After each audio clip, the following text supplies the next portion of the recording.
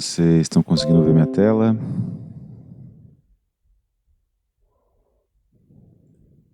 Sim, Maravilha. agora eu tô.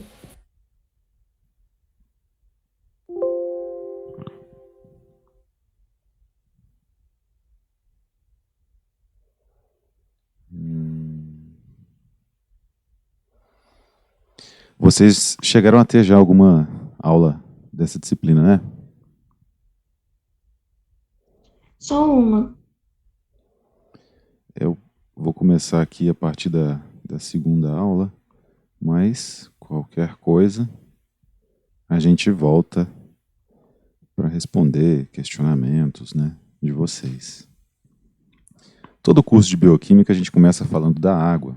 É o solvente universal, participa de todas as reações químicas e acredito que vocês tiveram aula disso. Hoje a gente vai falar um pouquinho mais a respeito de algumas propriedades periódicas que existem nos elementos químicos. O entendimento da bioquímica gira em torno do domínio dessas propriedades periódicas. É muito interessante fazer essa revisão lá do ensino médio, né? Vamos continuar aí falando sobre a água, membranas, discutiremos qual o funcionamento bioquímico de um sabão, baseado nisso. Isso é sobretudo importante em tempos aí de pandemia. Então, pH e sua influência também é uma noção que a gente tem que ter. Diversos fármacos são dissolvidos, por exemplo, em tampões, né? Então é interessante saber por que eles existem e qual a utilidade dos sistemas tampão dentro da área de saúde.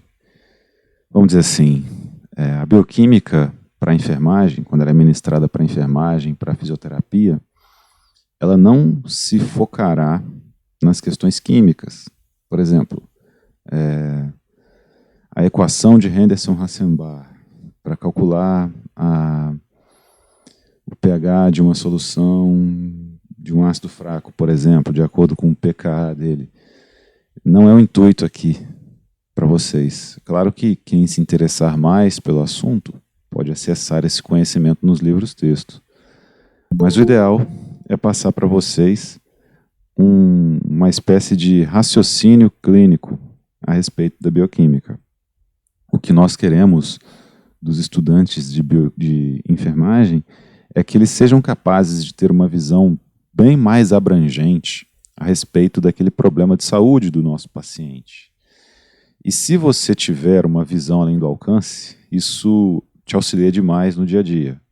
É o que a gente chama aí de raciocínio clínico. Então, por exemplo, o paciente chega reclamando de uma dor abdominal. Você tem que saber que órgão que está ali naquela região. Então, vocês terão aula de anatomia para isso, se é que já não tiveram. Vocês têm que saber que esse órgão participa de etapas do metabolismo, quais etapas do metabolismo estão envolvidas, se esse órgão está envolvido na digestão, por exemplo, de alimentos, se esse órgão pode estar sendo infectado por um vírus, por um parasito, por um euminto, se essa dor é característica, se ela irradia para as costas, por exemplo, por que acontece essa irradiação. E para entender isso lá na frente, você precisa dessas bases bioquímicas aqui, entenderam? Então esse é o motivo de nós estudarmos a bioquímica, prepará-los para futuramente entrar em contato com disciplinas que são mais complexas. E até mesmo no dia a dia são realizadas práticas pelo enfermeiro, né, de diluição, de preparo de medicamentos, que se baseiam aqui nesses conceitos de bioquímica. Tá? Então, demos prosseguimento aí com a nossa tabela periódica. Vocês se lembram disso aqui? Chegaram a usar bastante a tabela periódica no ensino médio, né? Duvido. Essa é uma característica de todos os alunos, tá? Não são só vocês, que não têm uma grande base sólida e estruturada em química. eu enfrento essa questão em diferentes disciplinas de todos os cursos da área de saúde. Já existe em algumas instituições uma atualização em português e matemática, mas infelizmente em química ainda não temos. Mas percebam algumas coisas aí na tabela periódica, né? Vejam que ela é dividida nas famílias 1A, 2A, 3A, e isso já ajuda bastante no entendimento da disciplina. Eu vou só pegar aqui desenhar aqui para vocês.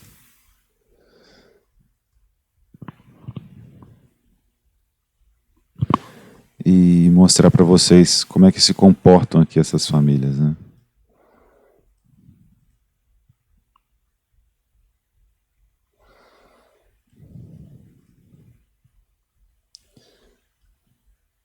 Então aqui nós temos a família 1A. É a família do hidrogênio, né?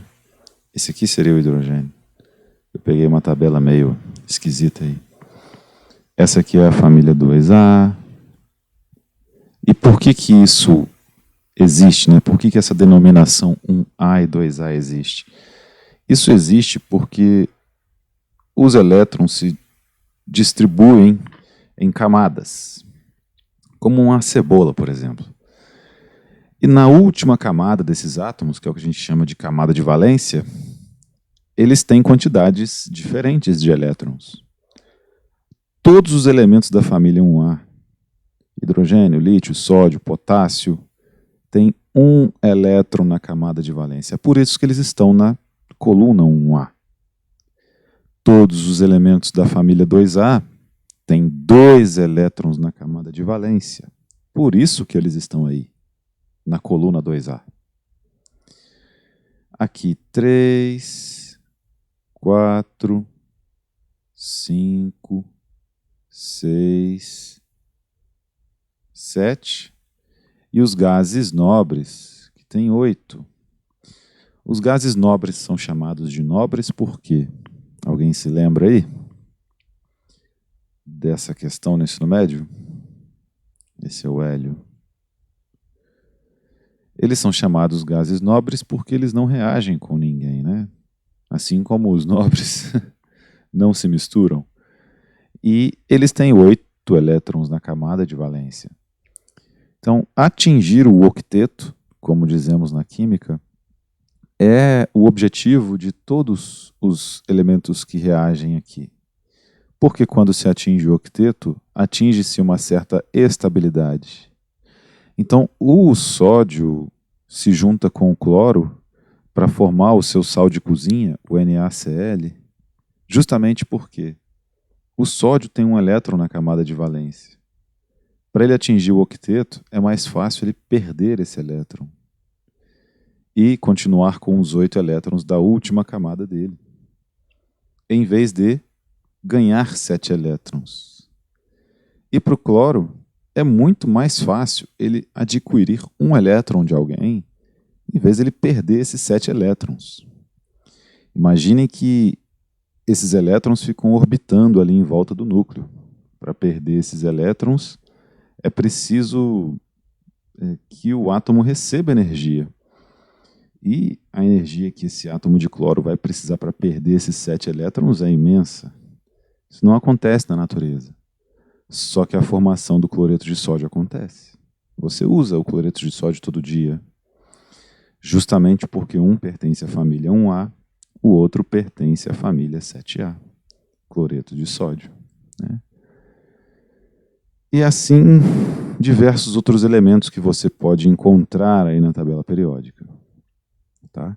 Então essa é uma pequena atualização aí, porque nós podemos precisar desse conhecimento aí posteriormente. Beleza? Vejam aquilo que eu comentei com vocês da camada de valência, né? O hidrogênio ele tem um elétron só, então ele já participa da família 1A mesmo. O sódio atinge aqui o octeto, no segundo orbital, primeiro orbital, segundo orbital, terceiro. Um elétron na camada de valência. Rubídio depois que se faz a distribuição eletrônica, né, de Linus Pauling, com certeza vocês se lembram disso, ó, no quarto orbital aqui, 8 elétrons. No quinto, na quinta camada, 1 elétron apenas. Então, isso os torna participantes da mesma coluna, certo? Berílio, cálcio, rádio. A mesma questão.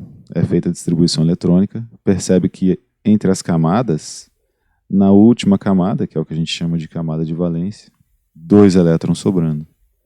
Por isso que eles são da família 2A. Né? Então, nessa camada aqui de fora, eles acabam ficando com 2 elétrons apenas. Na camada de valência, que é a camada mais externa, os elementos da família 1A possuem apenas 1 elétron. E na camada de valência, que é a camada mais externa, os elementos da família 2A possuem 2 elétrons. Na 3A, 3 elétrons. Na 4A, 4 elétrons.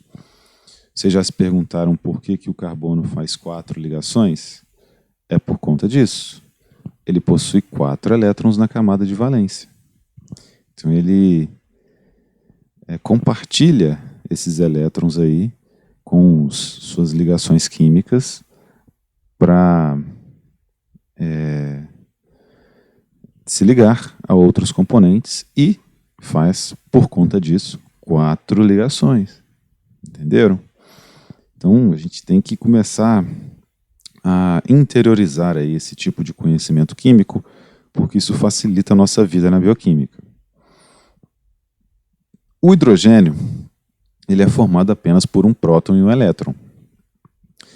Quando o hidrogênio perde esse elétron, ele é também chamado de próton. Então, eu estou explicando aqui para vocês já nesse momento por que às vezes a gente chama o hidrogênio de próton. Que, ó, ele tem um elétron só. Então, os átomos nos núcleos têm prótons e nêutrons e os elétrons orbitando em volta, né? Só que o hidrogênio é um caso mais que especial. Ele possui apenas um próton e um elétron.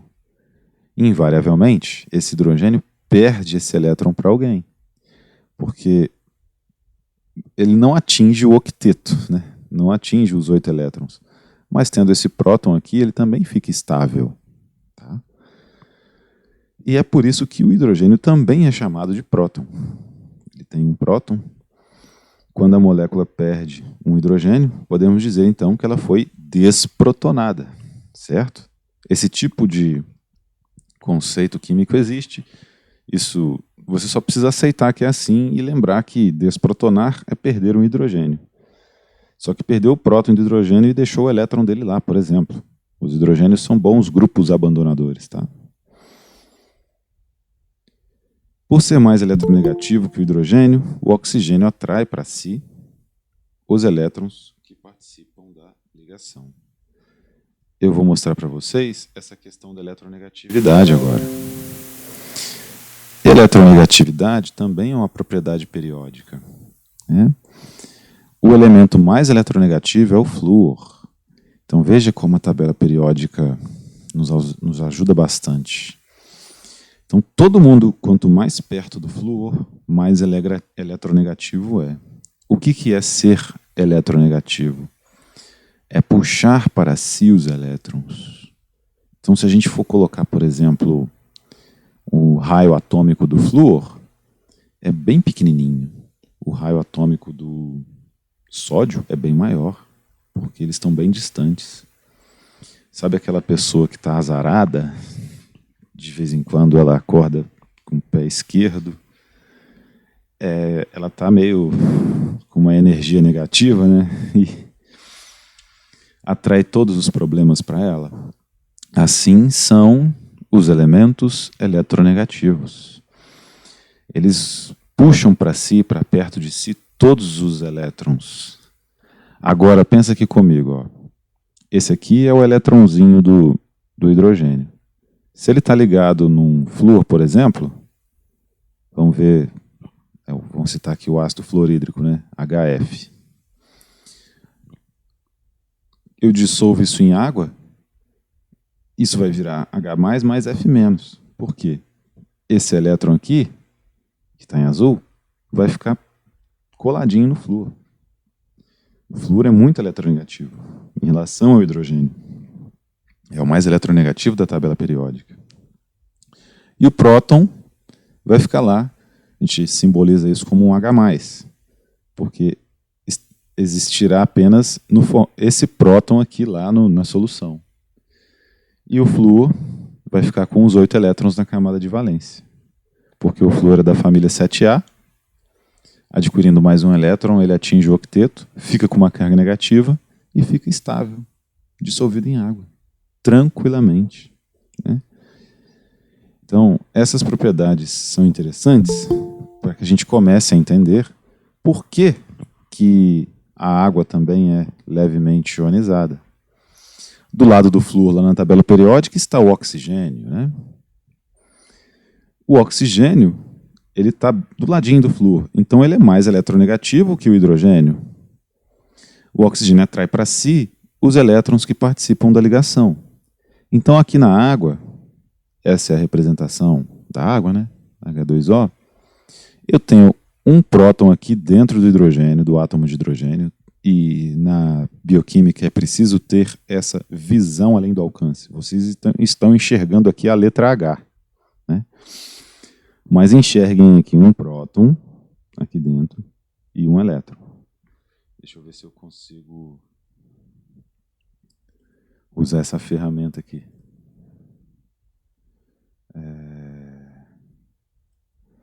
Para mostrar para vocês o que está se passando. Então, existe, vou colocar em vermelho, tá? Um próton aqui dentro e um elétron participando dessa ligação. Lá no oxigênio, eu tenho os prótons aqui no núcleo e tenho os elétrons que participam da ligação. Um participa dessa ligação aqui. O oxigênio é de qual família? Não é da família 6A? Então ele tem 6 elétrons na camada de valência. Um já está aqui, o outro está aqui participando dessa ligação com o outro hidrogênio. E eu tenho 2 pares de elétrons livres aqui. Esses são os 6 elétrons do oxigênio. É por isso que a água tem essa configuração angular. Os outros pares de elétrons livres aqui do oxigênio repelem essas ligações químicas. E aí ela ganha essa configuração angular. Então, é isso aqui que você precisa enxergar quando vê a estrutura química da água, tá? E outra, essa estrutura química também está sendo influenciada pela eletronegatividade do oxigênio. Então, é como se eu tivesse meu próton aqui do hidrogênio, né? E os elétrons dessa dupla ligação, eles não estão exatamente aqui e aqui. Eles estão mais assim, ó, mais pertinho do oxigênio, em comparação com o hidrogênio. Isso garante que exista uma carga formal negativa no oxigênio. O elétron não é negativo, então isso faz com que exista uma carga formal positiva no hidrogênio e uma carga formal negativa no oxigênio. Porque os elétrons estão mais perto dele. A nuvem eletrônica está por aqui. Ok? E essa carga formal negativa do oxigênio faz com que haja uma interação com os hidrogênios das outras moléculas de água. Olha que interessante. Se eu tenho uma carga formal negativa aqui nesse oxigênio e uma positiva no hidrogênio, isso acontece também em outra molécula de água. Isso acaba fazendo com que haja essa interação. Como que é o nome dessa interação? O primeiro aí que disser aí na aula vai ganhar uma amostra grátis do Cicatricure.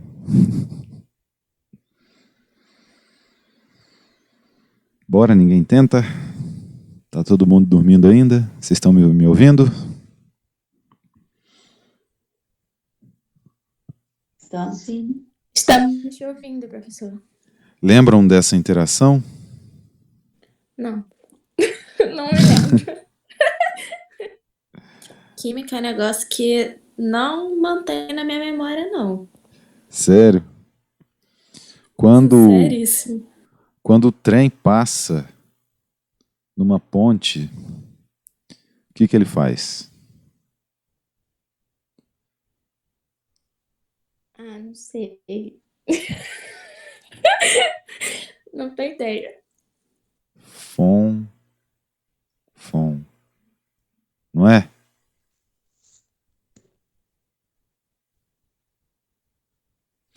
Flúor, oxigênio, nitrogênio. O trem passa numa ponte. Vocês não lembram da ponte de hidrogênio? Vocês nunca ouviram isso na vida? Sim. Eu Que não bom. me lembro. Quê? Não lembra? Você estudou? Eu mais ou menos, porque eu quase não tive aula de química no ensino médio. Ah, não Sabia, lembro né? não. Nada disso. Tô boiando. Então, a partir de agora, você nunca mais se esquecerá disso. Olha, eu escrevi isso com um mouse. E eu sou canhoto, estou escrevendo com a mão direita. Impressionante. Agora que eu percebi isso. Enfim, quando o trem passa em cima de uma ponte de hidrogênio, ele faz fom. Então, essas interações de hidrogênio que existem acontecem entre átomos de flúor, oxigênio e nitrogênio de uma molécula com os hidrogênios da outra, tá? Por causa dessa carga formal que eu expliquei para vocês. Não tem como explicar de forma melhor do que isso, mostrando aí os elétrons participando das reações, da estrutura molecular. Isso não é algo que você tem que entender, você tem que aceitar, porque é assim, né? Você já ouviu falar aquele velho deitado, aceita que dói menos? Muitas vezes a gente não entende as coisas da vida, mas a vida funciona desse jeito. Como que chama a ponte, professor? Aqui, ó, tá escrito aqui, ó. Hidrogênio. Ponte de hidrogênio. Ah, tá. Nossa. Vamos lá. Agora a ponte tem, sei lá, tem suporte, ó. O trem passa por aqui. E o trem faz fom. Então, sempre que na estrutura molecular houver flúor, oxigênio ou nitrogênio, essas pontes de hidrogênio podem acontecer. Ponte de hidrogênio é isso aqui, ó. É essa interação de um átomo de flúor, oxigênio e nitrogênio com um hidrogênio de outra molécula, tá? Então isso aqui que está aqui, em vermelho, é exatamente isso. Essa interação aqui, por quê?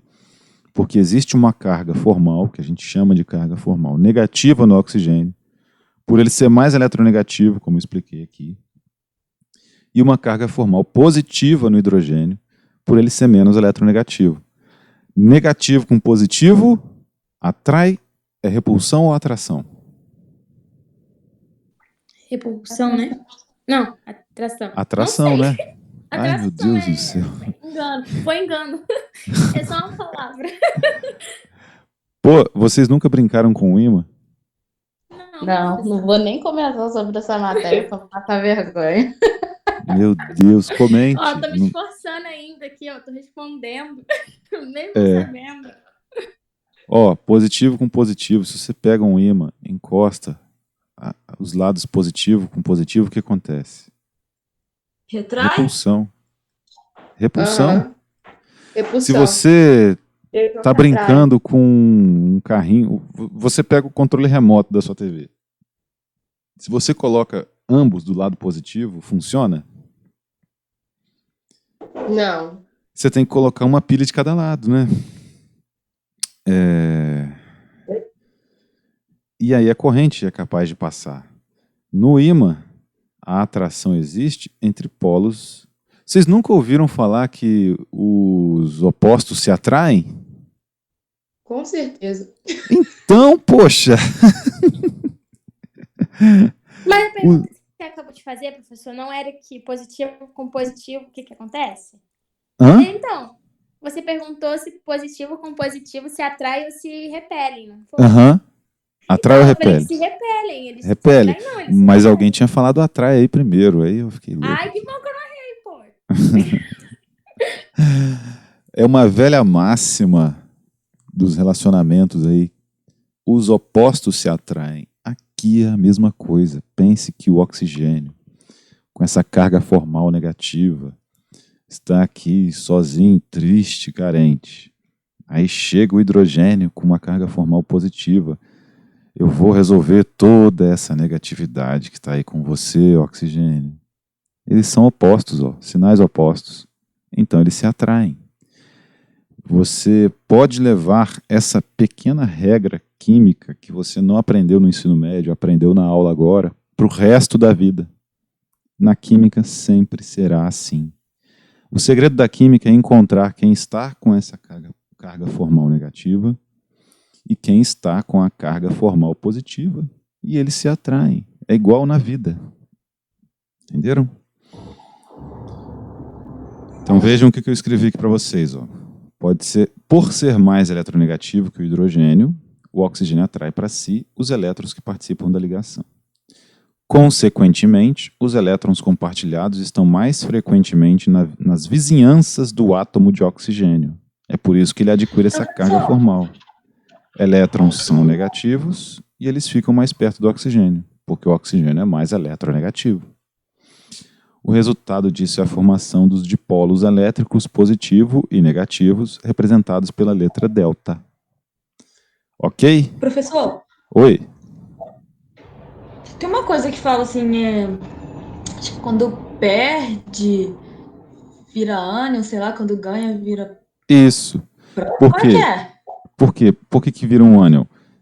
Eu não tenho esse próton aqui, dentro do hidrogênio. Tem um próton aqui. Para eu perder esse próton, agora eu vou colocar os elétrons aqui. O elétron do oxigênio, o elétron do hidrogênio, mais perto do oxigênio, tá? Porque o oxigênio é mais eletronegativo. E o par de elétrons livres aqui, os dois pares de elétrons livres do oxigênio. Por quê? Por que é assim? Porque o oxigênio é da família 6A. Então vamos contar aqui os elétrons de valência do oxigênio. 1, 2, 3, 4, 5, 6. O hidrogênio é da família 1A, um elétron na camada de valência. Então ele tem um elétron aqui e outro aqui. E estão ligados. O que acontece para eu perder esse próton? Esse elétron vem para o oxigênio.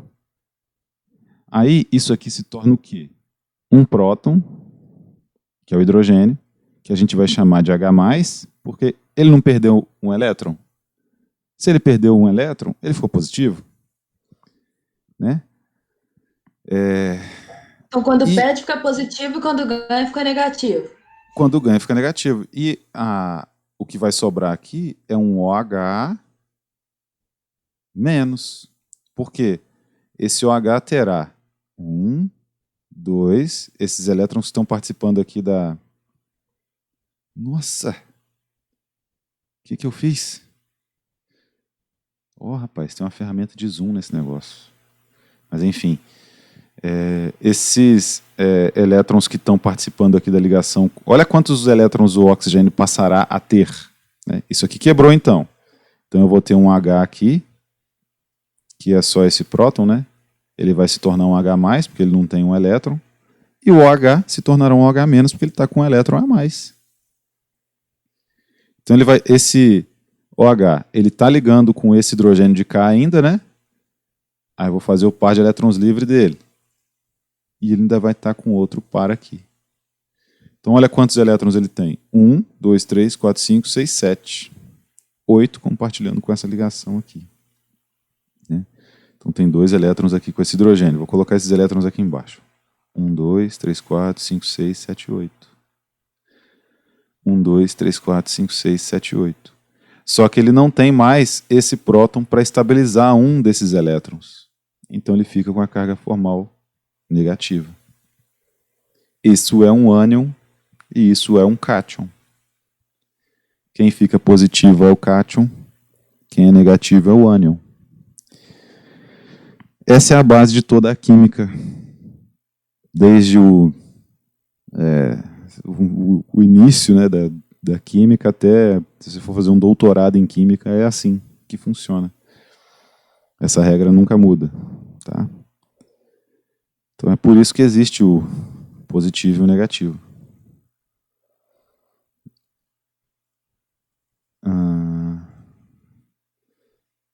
Continuando aqui então.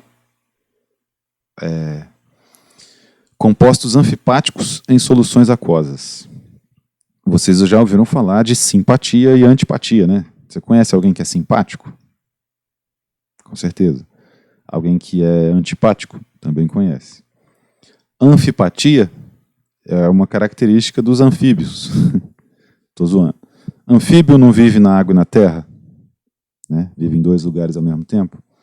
Aqui, então, esse termo é usado em bioquímica para distinguir a capacidade que uma estrutura química tem de guardar duas propriedades dentro de si.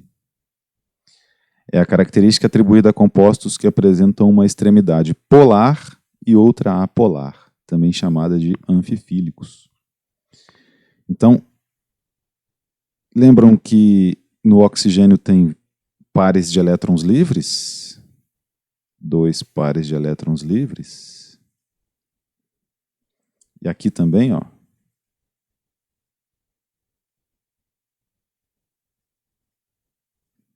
Pares de elétrons livres, eu chamo de polaridade. Substâncias polares, né, compostos polares, têm elétrons livres. Olha como é que... Esses aqui são até ânions, né? Esses ânions aqui existem nesse íon fosfato porque eles estão em ressonância. Esse elétron vem para cá, forma uma dupla ligação com o fosfato, né? Aí forma a dupla ligação. Aí esse vem para cá e fica aqui estável aqui com a carga negativa. E assim vai. Depois esse vem para cá, forma a dupla de novo e por aí vai. Eles estão em ressonância aqui dentro. Então, a química é uma disciplina que você só aceita justamente por isso. Por mais que seja estranho verificar que esse elétron vem aqui, faz uma dupla ligação, e aí esse vem para cá, a dupla ligação então se quebra, não tem essa ligação aqui mais, mas tem a carga negativa aqui. Depois isso volta, faz uma dupla ligação de novo e por aí vai, entrando em ressonância, assim como, né, o anel aromático, que com certeza isso aqui vocês têm que ter visto no ensino médio, né? São duplas, o anel aromático ele é estável justamente porque são duplas ligações ressonando entre si. Deixa eu desenhar um anel aromático mais bonito aqui.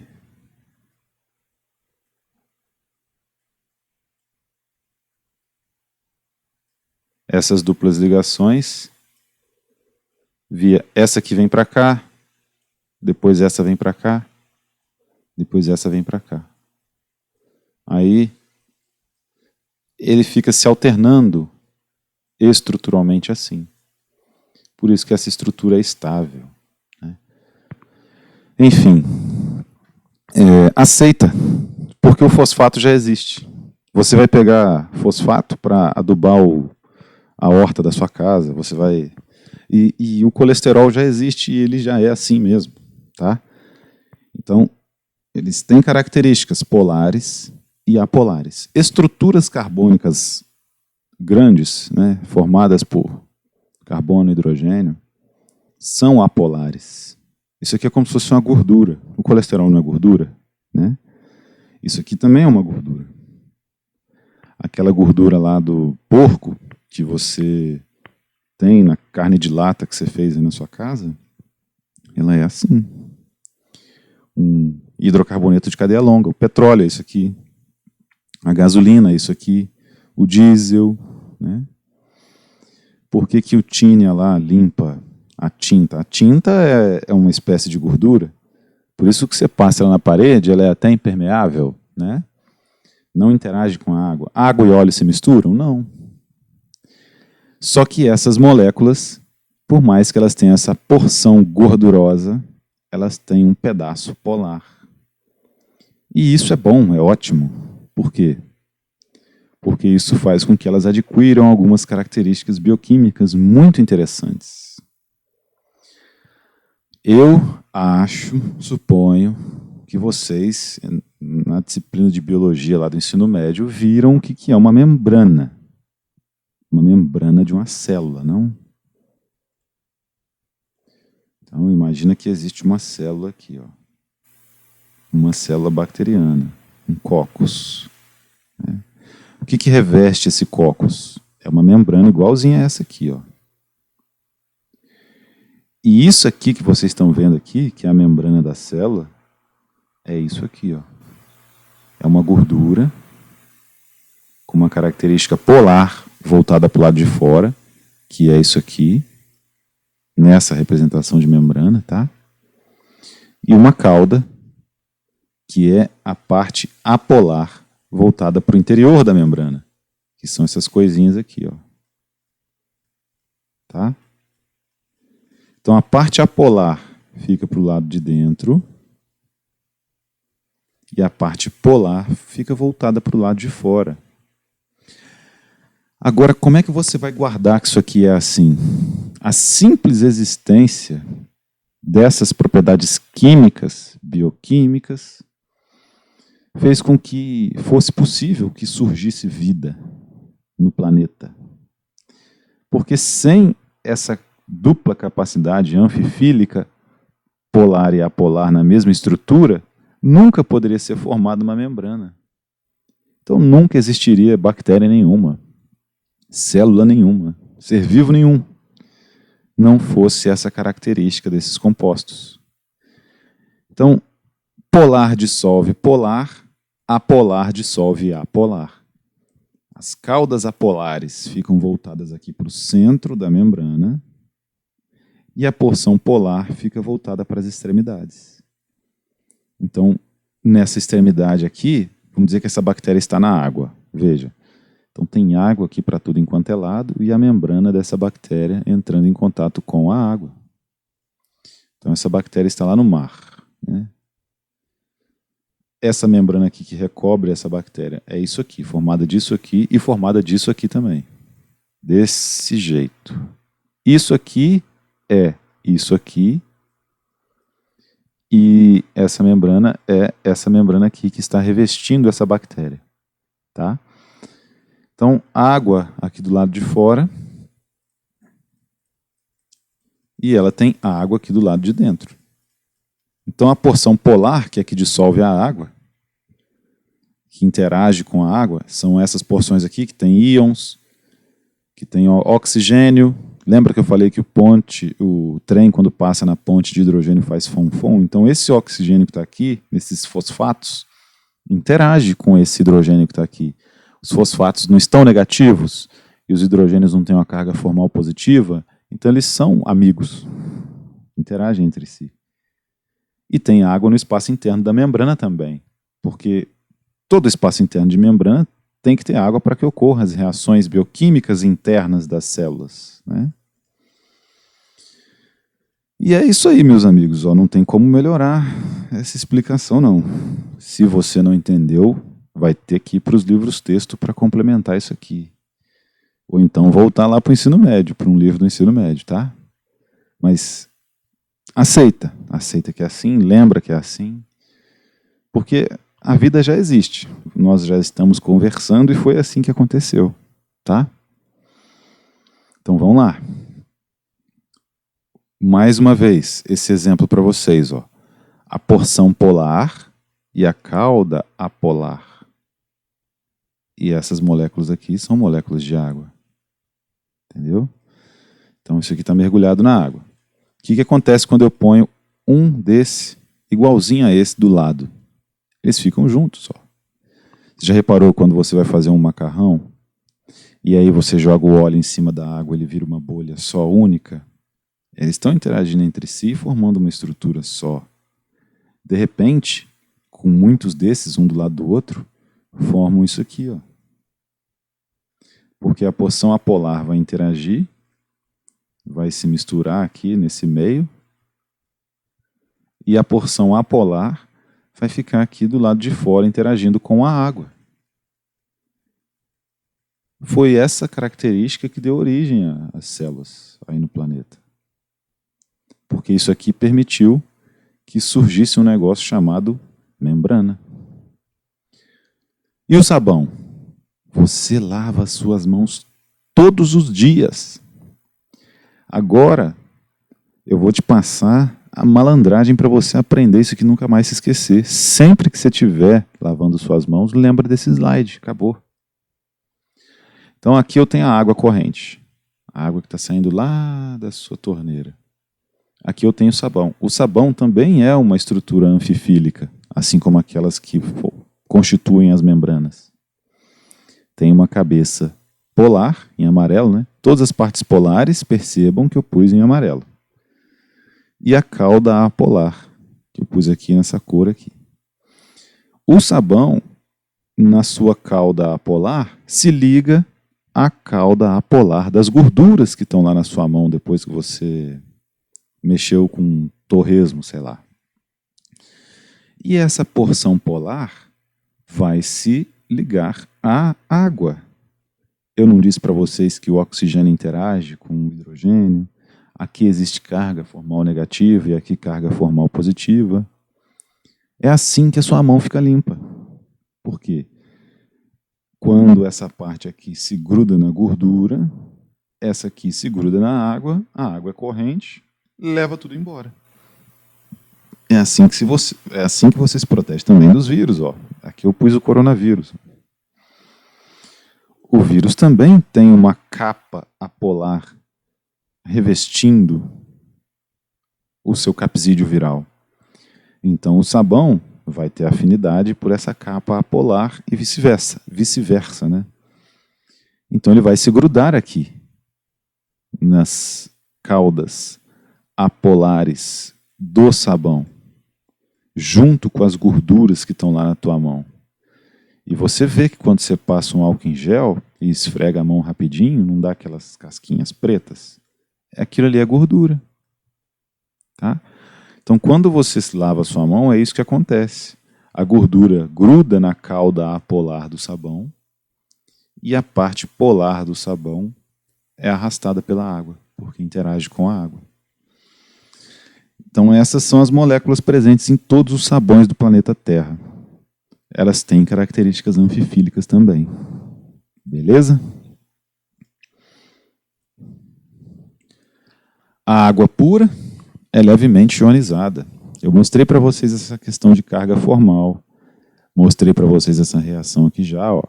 O OH com um elétron a mais, que estaria aqui nesse hidrogênio, ganha essa carga formal negativa. Se torna-se um íon. H+, OH-.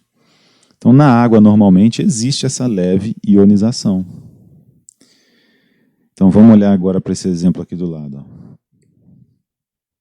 Lembram-se que os elétrons estão mais próximos aqui do oxigênio, porque o oxigênio é mais eletronegativo, né? Então, ele fica com uma carga formal negativa. E o hidrogênio, por estar mais longe do elétron dele, fica com uma carga formal positiva. Essa carga formal negativa ataca a carga formal positiva, porque os opostos se atraem. É isso que está acontecendo aqui. Quando ocorre esse ataque, é como se essa ligação com o oxigênio fosse substituída por essa ligação que vai acontecer aqui. Então o oxigênio vai dar esses dois pares de elétrons, esse par de elétrons, na verdade, para se tornar uma nova ligação com esse hidrogênio, que sairia aqui como apenas um próton. Esse oxigênio, então, fica negativo, porque vai pegar esse par de elétrons de novo para ele.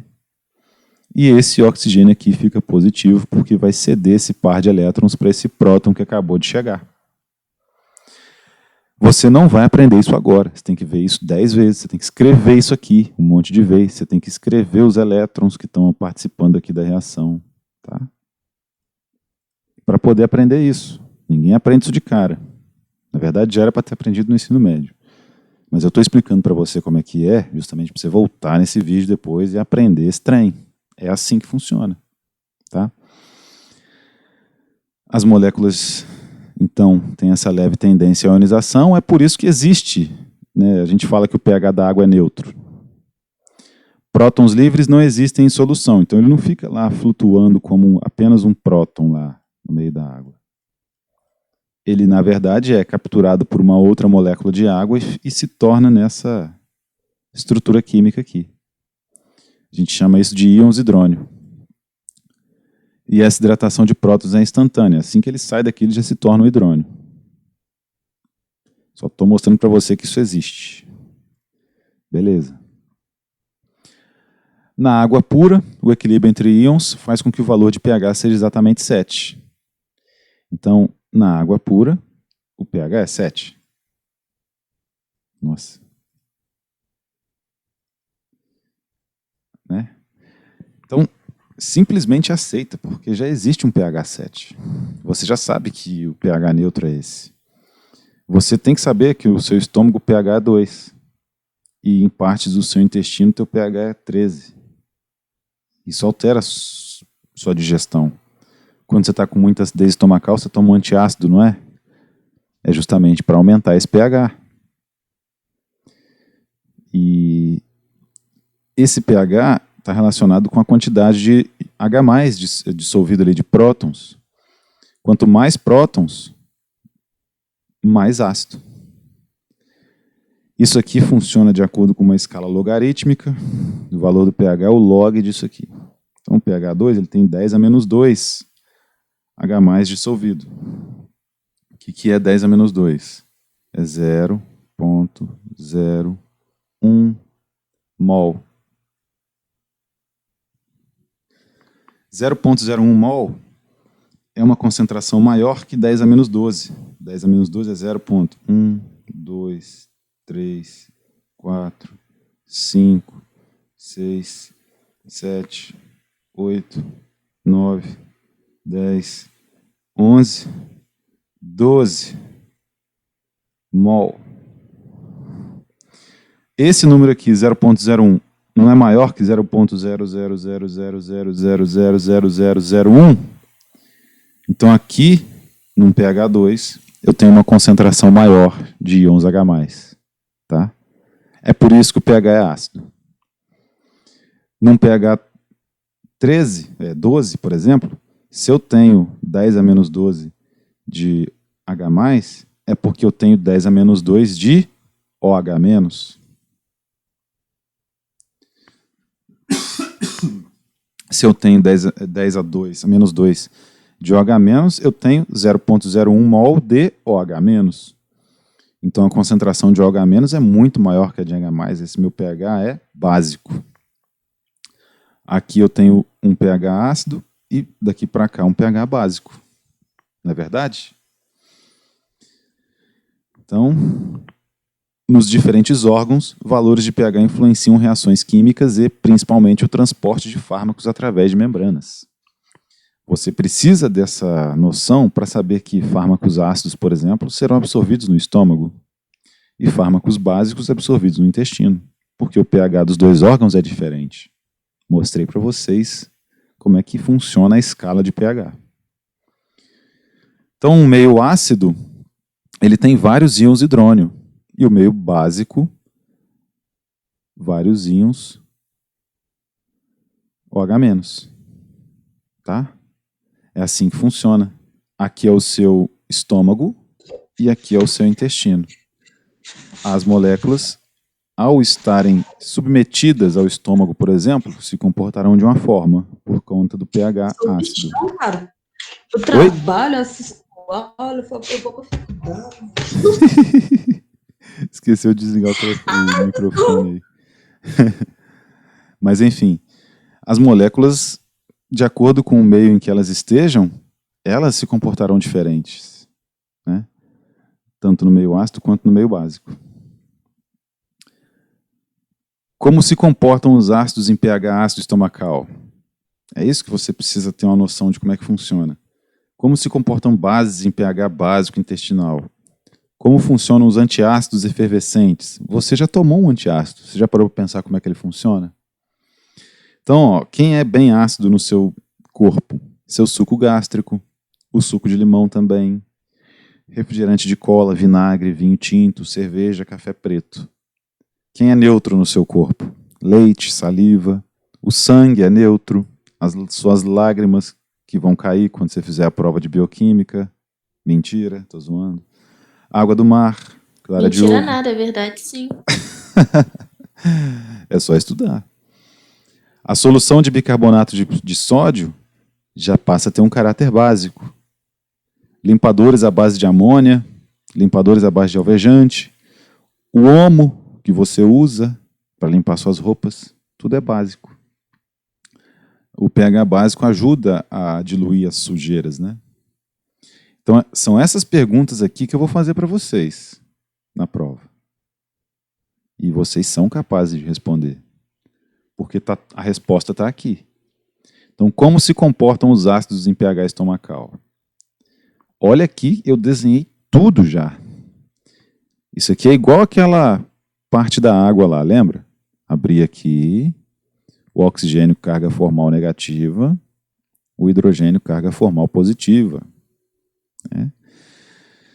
E se eu tenho muito íon hidrônio, todas as minhas águas já pegaram um H+ de alguém. Elas não vão querer interagir com essa aqui. É igual você no Dia dos Namorados, você que é solteiro, né? Ou solteira. Todo mundo lá já está namorando, você está sozinho, já era. Você não vai, ninguém vai te tirar daqui agora. Então, num pH ácido estomacal, como já tem muito íon H+, esse íon H+ não sairá daqui. Porque cargas positivas não são atraídas por cargas positivas. Qual que é a carga do íon hidrônio? Positiva. Qual que é a carga formal do próton, que está aqui? Positiva. E apenas os opostos se atraem. Então, o AS, essa aqui é a molécula do AS, você já tomou AS, ácido acetil salicílico, não será desprotonado, ele não vai perder esse próton que está aqui. Então vamos lá, visão além do alcance. Um próton aqui, olha os elétrons da ligação com o oxigênio, bem pertinho do oxigênio. Esse próton está louco para sair daí. Só que todo mundo aqui já está protonado. Já pegou seu próton a mais. A água aqui, tá vendo? Todo mundo já pegou o próton. Então ninguém quer. Então ele vai ficar aí. Então essa estrutura não vai ficar ionizada. Tá?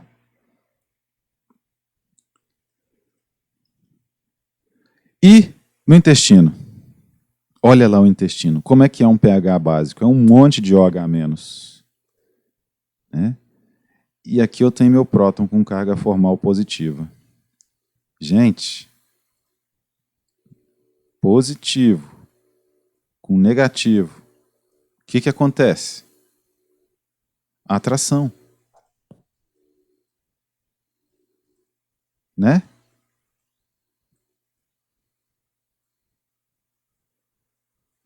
Aí não tem jeito. Aí deu match. Então, esse próton vai sair daqui e vai ser capturado por um OH- desse para que ele se torne uma água.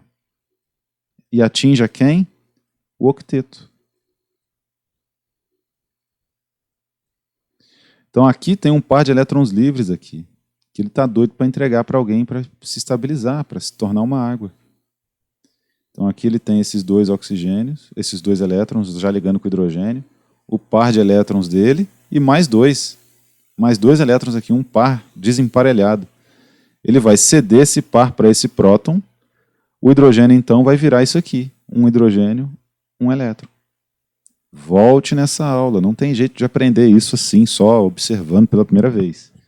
Mas está tudo aí mastigado para vocês, tá? Então, num pH intestinal, que é um pH básico, essa molécula vai ficar desprotonada. E esse oxigênio aqui vai ficar com a carga negativa. Tá?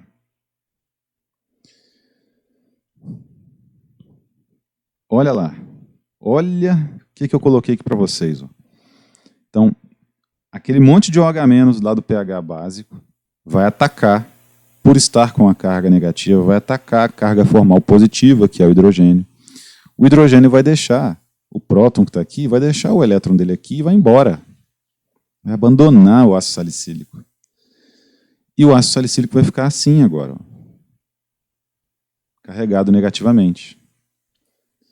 A questão é que compostos carregados, quaisquer compostos carregados, vocês lembram da membrana lá, né? Membrana plasmática das células.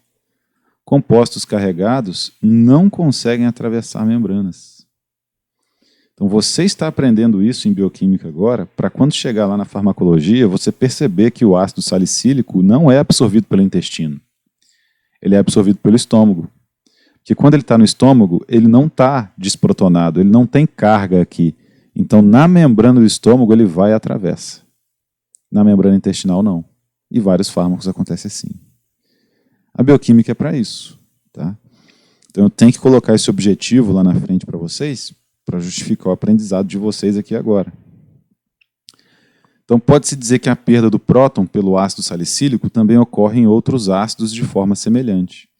Ácidos fracos que doçam os prótons para o meio são também conhecidos como tampões. Os tampões, caso o meio esteja básico, doam H+. Como é que funciona um tampão? Se o meio ficar básico, ele doa o H+, para as bases que estão sendo formadas lá. Se o meio ficar ácido, ele captura os H+, que são produzidos lá. No seu sangue tem um tampão, porque se você tiver acidose metabólica, CPF cancelado. Já era você. Então, esse aqui é o... Como é que é o nome disso aqui? Ácido carbônico. Ele é um tampão. Olha como é que essa estrutura se comporta em 3 dimensões aí, ó, no formato de bastão. É isso, ó. H2CO3, né? Beleza. Vamos dizer que o meio ficou básico. O que acontece com ele? O meio básico, com OH-, tem uma carga negativa aqui, que vai atacar essa carga formal positiva, deixa o par de elétrons aqui com oxigênio, um par de elétrons a mais, o oxigênio já tinha esses dois aqui, ó. Ele vai pegar o par de elétrons que tem nessa ligação para ele e vai ficar negativo. Beleza.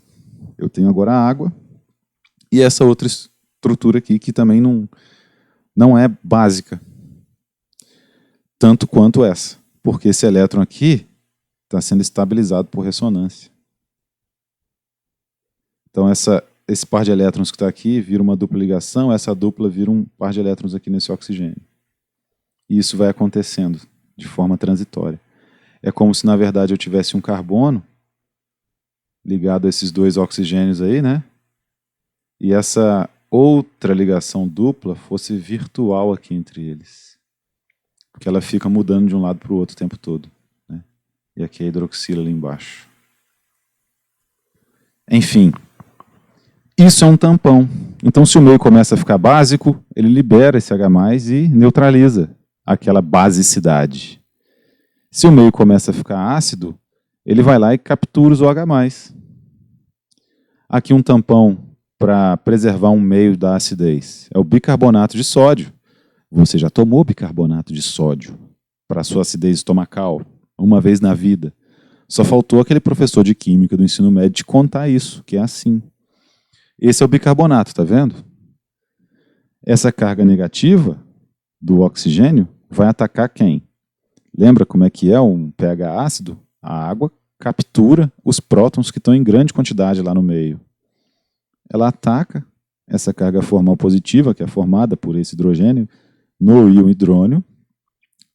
Esses 2 elétrons que estão envolvidos aqui nessa ligação voltam para o oxigênio, que estava positivo.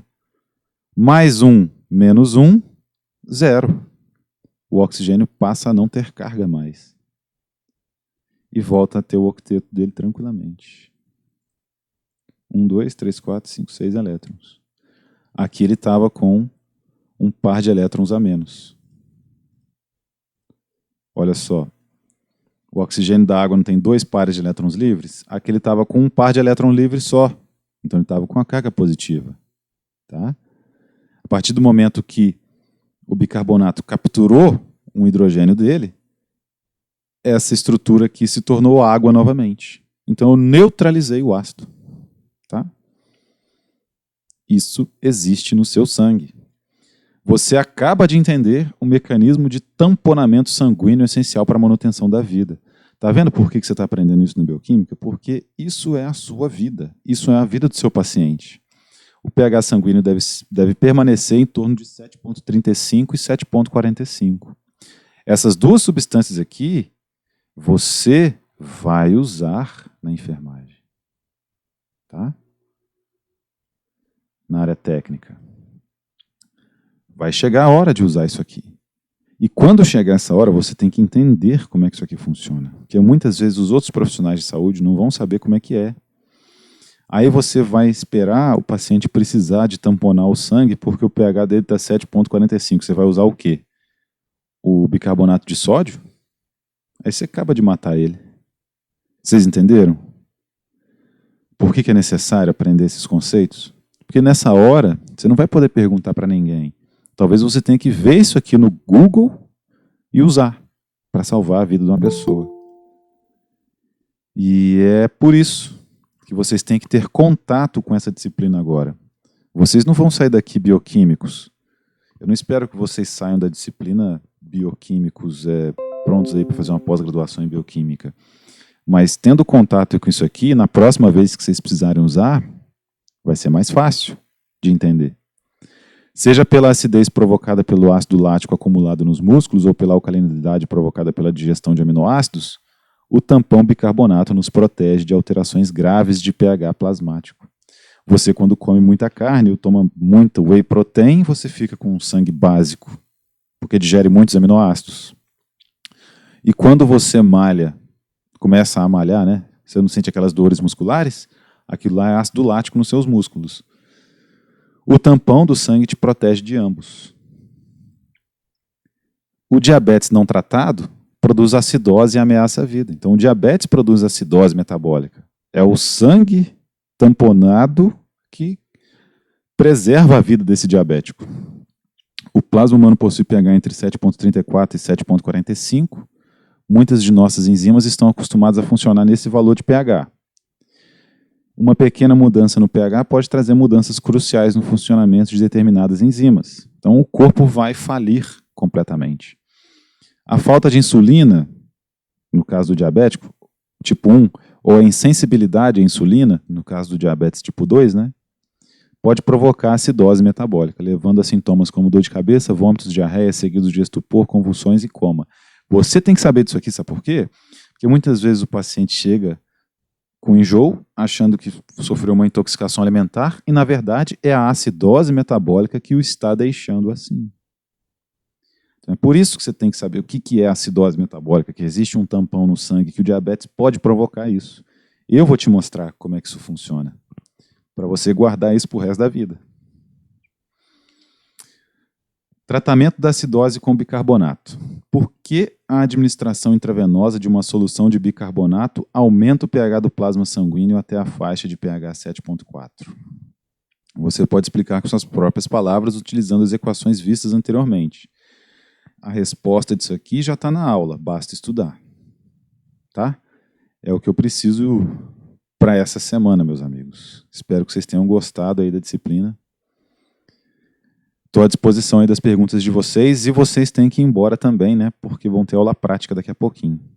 Aí eu combinei com a nossa coordenadora de liberar vocês mais cedo, tá? Quem precisar sair para ir para a aula prática hoje, pode ficar à vontade mesmo. Tranquilo? E quem ainda tem as dúvidas, mesmo antes de estudar, eu estou à disposição aqui. Vocês estão me ouvindo aí, né? Sim. Sim, professor. Nenhuma dúvida por hoje? Por enquanto, não. Então, estudem da forma correta, estudem antes de dormir, sigam a seguinte regra: a aula dada é aula estudada hoje, e peguem os livros da biblioteca virtual, né? Leiam aí sobre a água, vejam essa aula novamente, Não tem como melhorar esse tipo de explicação. Eu coloquei lá o beabá mesmo, desenhando os elétrons e os prótons para vocês. Mas mesmo assim, qualquer dúvida, eu estou à disposição de vocês no WhatsApp ou na plataforma Moodle, tá? Podem contar comigo. Beleza? Beleza, obrigada. Obrigada, professor. De nada, então. Tenham uma ótima quinta-feira, um ótimo final de semana. Fiquem com Deus. Igualmente. Tchau, Igualmente. gente. Até daqui a Tchau. pouco. Tchau.